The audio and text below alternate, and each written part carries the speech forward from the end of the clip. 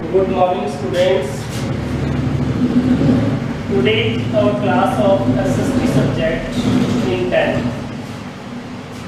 Okay बेटा, जब हम SST की बात करें तो 10th क्लास में चैप्टर कौन सा चल रहा है बेटा? फर्स्ट चल रहा है glorious India from beginning to end of 1206। इसमें मैं आपको कई प्रकार की डायनेस्टीज का मेंशन कर चुका हूं कि जैसे मौर्य डायनेस्टी है, गुप्त डायनेस्टी है, इसके अलावा गुर्जर प्रतिहार है, राष्ट्रकूट डायनेस्टी है, पाल डायनेस्टी है, और जो इस क्रम में हमने Vardhan dynasty, Satavahana dynasty, Shunga dynasty के बारे में पढ़ा था। यानी ये जो डायनेस्टीज हैं ये जनरली कब स्टार्ट हुई? ये एंशिएंट हिस्ट्री में स्टार्ट हुई। कब स्टार्ट हुई? एंशिएंट हिस्ट्री में। इसके अलावा हमने महाजनपद पीरियड पढ़ा है। कौन सा पीरियड पढ़ा है? महाजनपद पीरियड। समझ गए? महाजनपद जो पीरियड है उसमें 16 महाजनपद बताए। सबसे पहले जन बने, जन से जनपद बने और जनपद से महाजनपद बने। आ गया समझ में? और अब हम किसके बारे में पढ़ रहे हैं? अब हम पढ़ रहे हैं नेक्स्ट जो डायनेस्टी है वो है चोल डायनेस्टी। कौन सी डायनेस्टी है बेटा? चोल डायनेस्टी या Chola dynasty. Chola dynasty generally कहां पे स्टैब्लिश्ड हुई? चोल डायनेस्टी जनरली जो नॉर्दर्न इंडिया वाला पार्ट है, किंगडम है, उसमें स्टैब्लिश्ड हुई। और Chola dynasty was founded by Vijayalaya. इस डायनेस्टी का फाउंडर किसको माना जाता है? विजयालया। ठीक है? कौन सी डायनेस्टी? चोल डायनेस्टी। और federal Lord of Pallavas, he was federal Lord of Pallavas. ये पल्लव जो राजा थे उनके क्या थे? फेडरल थे, सामंत थे। फेडरल क्या होता है? सामंत लोग।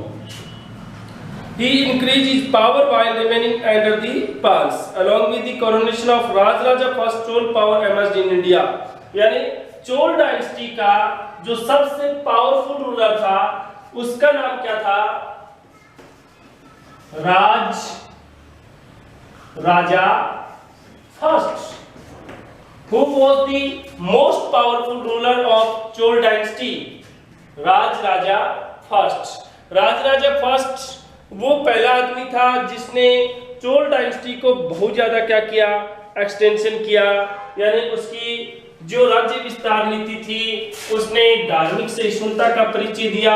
यानी सबसे पावरफुल राजा कौन था? चोल राजाओं में राजा फर्स्ट।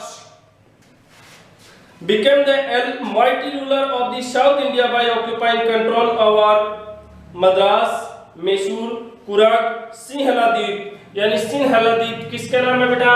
श्रीलंका का नाम है। श्रीलंका का पुराना नाम क्या है? सिंहला द्वीप। इन पे उन्होंने क्या कर लिया? कब्जा कर लिया। इसके अलावा कुरग प्रदेश कहाँ पे बेटा? कर्नाटक में। मैसूर भी कहाँ पे? कर्नाटक में। टिप्पू सुल्तान का नाम सुना होगा आपने, उससे रिलेट है। तो वहां पे चोल राजा फर्स्ट ने क्या कर दिया? अटैक कर दिया और उन सारे प्रदेशों को क्या कर लिया? जीत लिया। जनरली किस को जीता? मैसूर को, कुरग को और इसके अलावा सिंहला द्वीप। और उन्होंने बहुत ही शानदार वर्ल्ड फेमस एक टेंपल बनवाया था जिसका नाम है राजेश्वर टेंपल। कौन सा?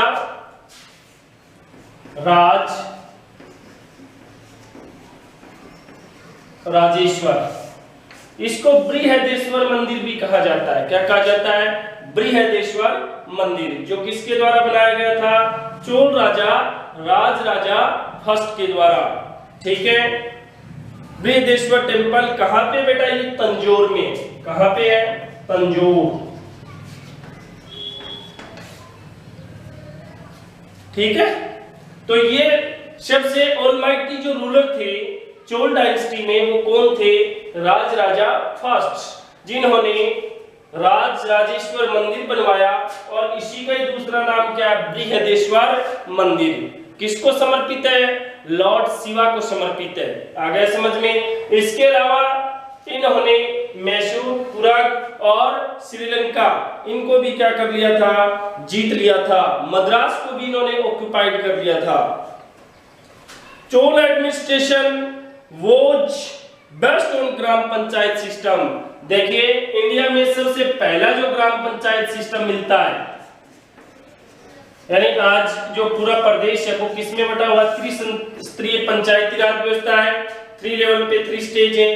तो उस समय ग्राम पंचायत सिस्टम चोल एडमिनिस्ट्रेशन में भी क्या था, मौजूद था, जो उस समय के एक सुंदर और हम ये कह सकते हैं मजबूत एडमिनिस्ट्रेशन सिस्टम को क्या करता है, शो करता है। कौन सा सिस्टम, ग्राम पंचायत सिस्टम, जो कहां पे मौजूद था, चोल एडमिनिस्ट्रेशन में। कहां पे मौजूद था, चोल एडमिनिस्ट्रेशन या चोल डायनेस्टी में मौजूद था। और आपको पता होना चाहिए चोल किंगडम में जो प्रोविंसेस थी वो 6 प्रोविंसेस में बटा हुआ था, जिसे क्या कहा जाता था, मंडल कहा जाता था। क्या कहा जाता था, मंडल। The copper statue of Nataraja, और नटराज, भगवान नटराज की एक कॉपर स्टेच्यू भी इन्होंने बनवाया था चोल पीरियड के दौरान।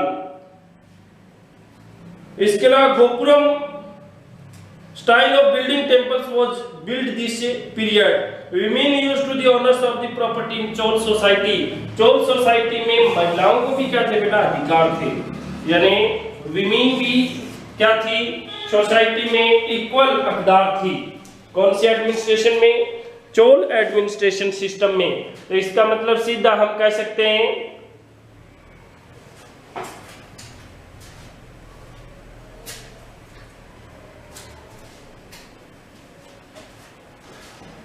चोल एडमिनिस्ट्रेशन जो सिस्टम था वो किस पे आधारित था, ग्राम पंचायत सिस्टम में। और प्रॉपर्टी की जो ओनर थी वो कौन हो सकती थी, महिलाएं हो सकती थी।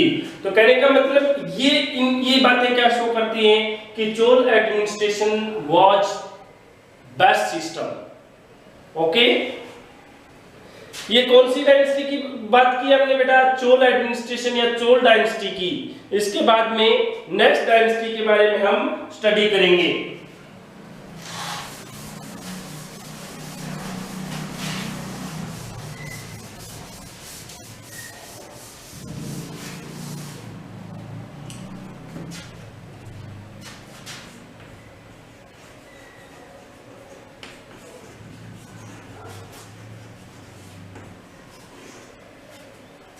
देखिए नेक्स्ट डायनेस्टी कौन सी है बेटा, पल्लव डायनेस्टी। कौन सी है, Pallava dynasty. We get information about the history of Pallav dynasty through various literary sources of description made by the foreigners.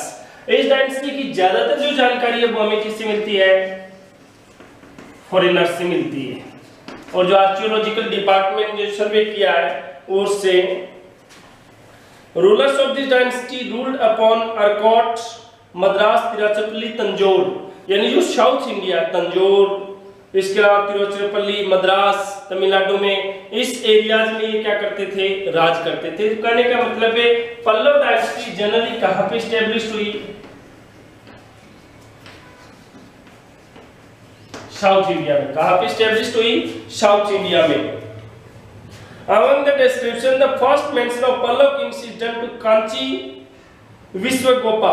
Firstly, Shiv Mahavishnu has been mentioned is one of the greatest ruler of Pallav dynasty. His empire extend up to the banks of river Kaveri. यानी उनका राज्य कहाँ तक है, मौजूद था, कावेरी नदी तक।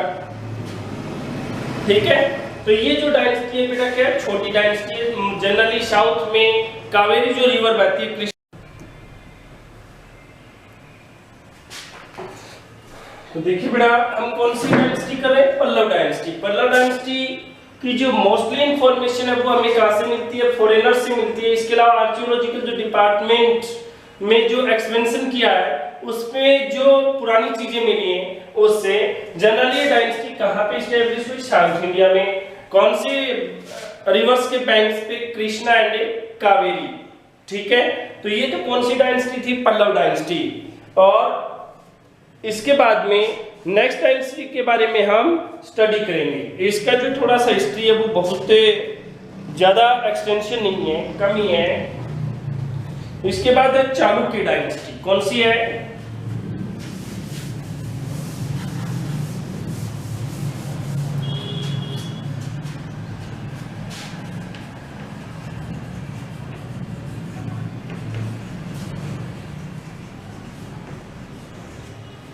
चालुक्य डायनेस्टी। कौन सी है? चालुक्य डायनेस्टी। ठीक है। The Chalukya dynasty was founded bye Pulakeshin first. देखिए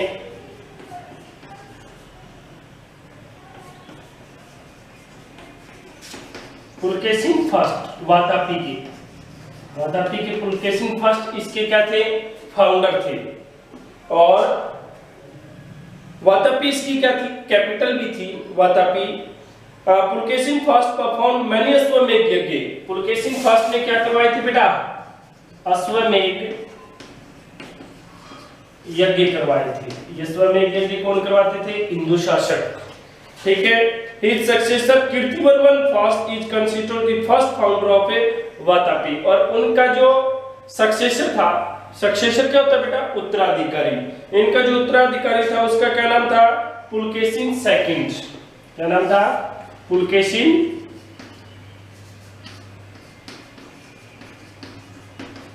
सेकंड। ठीक है। Chalukya king Vikramaditya second defeated the Rashtrakuta king in 1973 and founded the new Chalukya empire by making Kalyani as his capital. और कल्याणी को इन्होंने राजधानी बनाया। और इसके अलावा इन्होंने राष्ट्रकूट जो शासक थे उनके साथ में भी वॉर फाइट किया और उसमें इनकी जीत हुई। नेक्स्ट है Vikramaditya sixth was the greatest ruler of Chalukya dynasty of Kalyani. और इनकी दो जगह शाखाएं थी, एक तो वातापी में और दूसरी कहां पे थी? कल्याणी।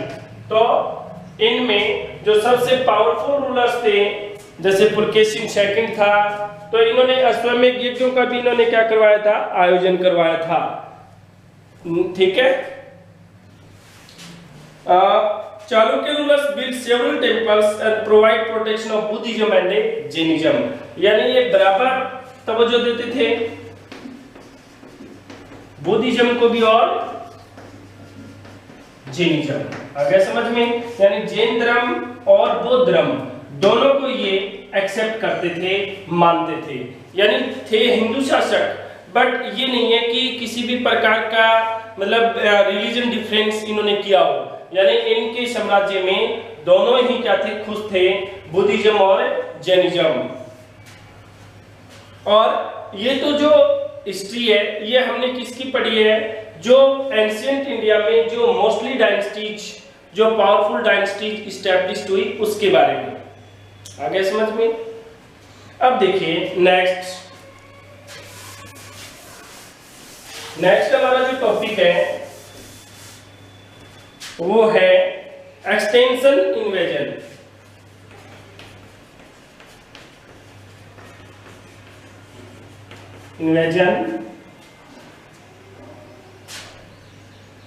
एंड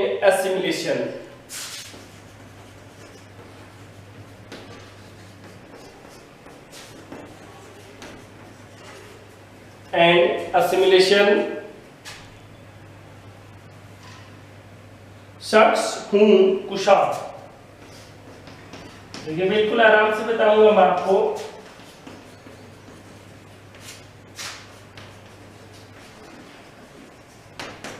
अब चैप्टर के हम लास्ट में चल रहे हैं। देखिए extension, invasion and assimilation. Extension क्या होता है बेटा? बाह्य आक्रमण। इन्वेजन क्या होता है? आक्रमण। एंड असिमिलेशन और उसके बाद में समावेश। समावेश यानी कुछ अटैक इंडिया में एंशिएंट टाइम में भी जो बार्बरिक टाइप की जो जातियां थी उन्होंने इंडिया में अटैक किया और इंडिया को ऑक्युपाइड किया। इसमें जनरली कौन कौन से डायनेस्टीज थी जिन्होंने विदेशी आक्रमण किया? एक तो थे शक, दूसरे हूं और तीसरे कौन थे? कुशार। यानी ये जो जनरली ये जो लोग थे ये क्या थे? विदेशी थे। अगर समझ में? और इन्होंने इंडिया के ऊपर अटैक किया और इंडिया को ऑक्युपाइड किया। बट बेटा आपको ध्यान रहे ये जो जातियां इंडिया में आई जैसे शक, हून, कुषाण। इन्होंने इंडिया के ऊपर राज नहीं किया। आ गया क्या समझ में? वैसे जनरली राज किया, लेकिन ये इंडिया में असिमिलेशन हो गए, सम्मानित हो गए, यहीं के बनकर के रह गए। और इन्होंने कुछ ने हिंदू धर्म अडॉप्ट कर लिया, किसी ने बुद्धिज्म, किसी ने जैनिज्म, यानी ये इंडिया में घुल मिल गए। असिमिलेशन का मतलब क्या होता है? घुलना मिलना। तो कहने का मतलब इसमें मेनली कौन थी? शक, हूण और कुषाण। देखिए सबसे पहले हम शकों के बारे में पढ़ेंगे कि शक कौन थी। देखिए शक्स have been addressed as Cynthensians in Indian literature। इनका मेंशन प्राचीन जो भारतीय लिटरेचर है, रामायण महाभारत, उसमें भी इनका मेंशन किया गया है। हमारे जो वैदिक काल है उसमें Shak was a warrior tribe of central Asia. Shak बेटा कहां से आए थे? ये एक ट्राइबल जाति थी। ट्राइबल क्या होता है बेटा? घुमक्कड़ या जनजातीय जो क्षेत्र होते हैं, आदिवासी। और इसके अलावा ये सेंट्रल एशिया से आए थे। कहां से? सेंट्रल एशिया, ठीक है, सेंट्रल एशिया से। Who had occupied the entire range of western Afghanistan, Balochistan. वर्तमान में बलूचिस्तान कहां पे बेटा? पाकिस्तान में। तो इन्होंने अफगानिस्तान और बलूचिस्तान को क्या कर लिया? कब्जे में ले लिया, जो ग्रेटर इंडिया के पार्ट थे पहले। From here the Saks entered into India via Bolan Pass in around 71 BC। और 71 BC के आसपास बोलन और खैबर के क्या बेटा? पास है। पास क्या होता है? दर्रे। बोलन और खैबर के दर्रे हिमालय क्षेत्र में, वहां से इन्होंने किस में एंट्री मार दी? इंडिया में एंट्री मारी। और शक gained victory upon Indus region and established Shak rule in Saurashtra. Gujarat के आसपास का जो क्षेत्र है, महाराष्ट्र, सौराष्ट्र, यानी गुजरात का कुछ पार्ट है, काठियावाड़ जो क्षेत्र है, वहां उस क्षेत्र को इन्होंने क्या कर लिया? अपने कब्जे में ले लिया। मेयूस was the first शक रूलर इन इंडिया। मेयूज इंडिया में पहला क्या था? शक रूलर था, मेयू, ठीक है। नेक्स्ट देखिए, शक्स वर डिवाइडेड इनटू 2 ब्रांच। पहले तो सौराष्ट्र में थे, बाद में 2 भागों में क्या हो गए? डिवाइड हो गए, बट गए। एक तो तक्षशिला और मथुरा, नॉर्दर्न ब्रांच। तक्षशिला वर्तमान में कहां पे बेटा? पाकिस्तान में। एक तक्षशिला यूनिवर्सिटी होती थी जहां पे चाणक्य टीचर थे। उसी तक्षशिला एक एंशिएंट सिटी है, और तक्षशिला प्रेजेंट टाइम में कहां पे? पाकिस्तान में। तो तक्षशिला और मथुरा के आसपास एक तो नॉर्दर्न ब्रांच स्टैब्लिश की इन्होंने, एक वेस्टर्न ब्रांच। कौन सी 2 ब्रांच? एक तो नॉर्दर्न और दूसरी वेस्टर्न, ठीक है। तो नॉर्दर्न जो ब्रांच थी इसमें तो कौन सी थी? तक्षशिला और मथुरा। मथुरा यूपी में है बेटा। और इस ब्रांच में जनरली क्या थी? नासिक, और इसके अलावा उज्जैन, एमपी में, नासिक महाराष्ट्र में। तो यहाँ पे इन्होंने अपना साम्राज्य स्थापित किया। Rulers of the dynasty are used to Shaka era on their inscription and currencies. इन्होंने एक नई एरा भी चलाई थी जिसका नाम क्या था? शक संवत। जैसे विक्रमी संवत चला था वैसे ही शक संवत, शक शासकों ने। Rudradaman was the most powerful king of Ujjaini. इनमें सबसे पावरफुल जो रूलर था उसका नाम क्या था? रुद्रदमन। क्या नाम था? Rudradaman. His empire extend up to the east western Malwa, Dwarka, Junagadh, Sabarmati, Marwar, Indus valley, northern Konkan and Vindhyachal mountain range, यानी हिमालय तक इनका साम्राज्य फैला हुआ था। गुजरात का मोस्टली जो पार्ट था, इंडस वैली सिविलाइजेशन का जो पार्ट था, वो भी किसमें शामिल था? इनके साम्राज्य में। तो ये हमने किसके बारे में पढ़ा है? शक साम्राज्य के बारे में। देखिए एक्सटेंशन, इन्वेंशन एंड असिमिलेशन। अब इसमें हमने क्या बताया कि ऐसी कौन सी जो जातियां हैं जो विदेशों से चल करके इंडिया में आई और उन्होंने इंडिया पे अटैक किया। तो एंशिएंट हिस्ट्री में शक, हूण, कुषाण। शक एक ट्राइबल टाइप की जाति थी और ये सेंट्रल एशिया से चल करके आए थे। इन्होंने बोलन और खैबर जो पासेज है हिमालय के, वहां से सबसे पहले इन्होंने प्रवेश किया था। सबसे पहले ये कहां पे स्टैब्लिश हुई थी? अफगानिस्तान और बलूचिस्तान में। नेक्स्ट, इसके अलावा इनमें सबसे जो पहला रूलर पावरफुल माना जाता है वो कौन था? मेल था। बाद में दो ब्रांच में डिवाइड हो गए, एक तो नॉर्दर्न ब्रांच, दूसरी वेस्टर्न। नॉर्दर्न ब्रांच में तक्षशिला और मथुरा शामिल थे, वेस्टर्न ब्रांच में नासिक और उज्जैन शामिल थे। क्या शामिल थे? नासिक और उज्जैन। आ गया समझ में? तो कहने का मतलब हम किसके बारे में पढ़ रहे हैं? शक साम्राज्य के बारे में। नेक्स्ट देखिए बेटा, नेक्स्ट है हूण। दूसरे जो प्रजाति थी, जाति, वो कौन सी थी? हूण। अच्छा, कोई हूण मत समझ लेना, हूण अलग होते हैं। ये कौन सा नाम बेटा? हूण है। इसे कई बार बोलते हैं ना हूण की जड़। तो ये हूण थे, बड़े खतरनाक थे। Huns were a barbaric tribe of central Asia. ये भी कहां से आए थे? सेंट्रल एशिया से। और बार्बरिक, बार्बरिक क्या होता है बेटा? पाशविक, पशुतुल्य, ठीक है ना? एक मतलब जंगली जाति थी। Which entered into India from north western frontier. कहां से प्रवेश किया था इन्होंने?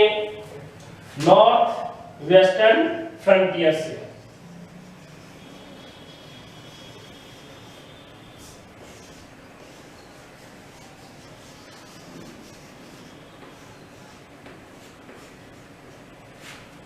तो नॉर्दर्न वेस्टर्न फ्रंटियर, जैसे ये क्या बेटा? नॉर्थ, ये साउथ, ये ईस्ट और ये वेस्ट।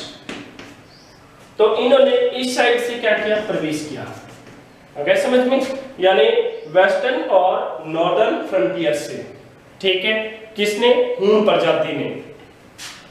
हूण ruler Toraman destroyed the Gupta empire and get the title of Maharaja Dhiraj. इन्होंने गुप्त राजा, जो गुप्त साम्राज्य था उसके राजा को भी हराया था।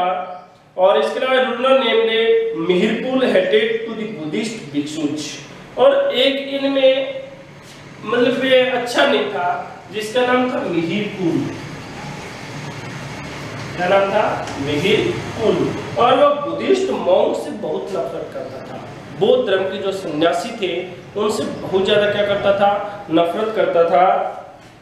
He destroyed several Buddhist monasteries. Monasteries क्या होते हैं बेटा? मठ होते हैं। और जो बौद्ध धर्म के मठ थे, मंदिर, उनको इन्होंने क्या कर दिया था? तुड़वा दिया था। Due to the invasion of Huns, Gupta Empire was destroyed.